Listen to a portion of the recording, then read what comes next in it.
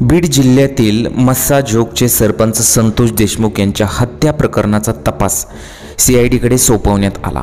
सीआयडीच्या तपासात धक्कादायक माहिती समोर आलेली आहे।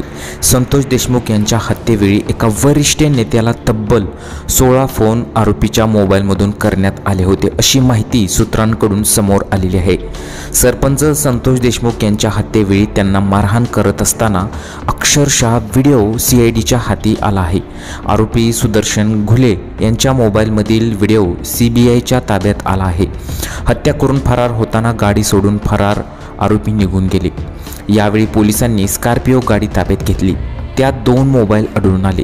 त्यावरून आरोपीच्या मोबाईलमधून हत्येच्या वेळी 16 कॉल एका वरिष्ठ नेत्याला केले गेले होते, अशी माहिती सूत्रांकडून समोर आलेली आहे।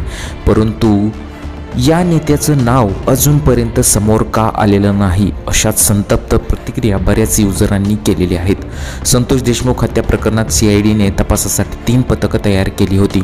सीआयडीने अनेकांचे कॉल रेकॉर्ड करण्यास सुरुवात केली होती। त्याशिवाय वाल्मिक कराड यांचे दोन्ही अंगरक्षकांचे मोबाईल फोन फॉरेन्सिक तपासणीसाठी जप्त केले आहेत।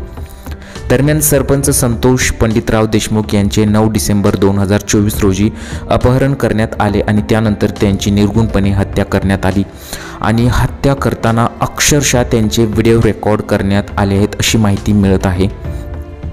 संतोष देशमुख यांच्या हत्येनंतर केज आणि मस्साजोग या ठिकाणी आंदोलन करण्यात आले आहे। संतोष देशमुख यांच्या कुटुंबियासह मस्साजोगच्या ग्रामस्थांनी या हत्या प्रकरणाला लवकरात लवकर तपास करून आरोपींवर कारवाई करण्याची मागणी केलेली आहे। परंतु त्या बड्या नेत्याचं नाव समोर आलंच पाहिजे। तुम्हाला काय वाटतं? तुमच्या प्रतिक्रिया आम्हाला कमेंट बॉक्समध्ये जरूर कळवा।